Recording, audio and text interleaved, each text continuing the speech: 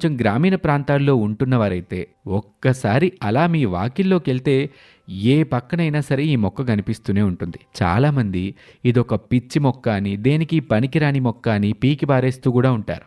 కానీ దీంట్లో ఎన్నో ఔషధ గుణాలున్నాయి.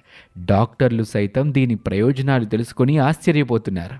లక్షల రూపాయలు ఖర్చు పెట్టినా నయం కాని ఎన్నో రోగాలు, ఎన్నో సమస్యలు, ఎన్నో రుగ్మతలు ఈ ఆకు వల్ల నయమైపోతాయి. ఈ వీడియోలో కనిపిస్తున్న ఈ మొక్క పేరు కుప్పింటాకు అంటారు. కొంతమంది పిప్పింటాకు అని కూడా అంటారు.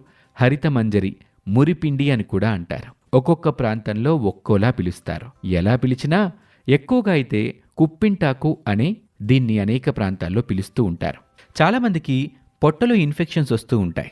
సరిగా అరక్కపోవటం, లేకపోతే తింటున్న ఆహార పదార్థాలు విషతుల్యం కావటం వల్ల అనేక ఆరోగ్య సమస్యలు, ముఖ్యంగా జీర్ణ సంబంధ సమస్యలు వస్తూ ఉంటాయి. ఎటువంటి ఇన్ఫెక్షన్స్ అయినా ఈ కుప్పింటాకు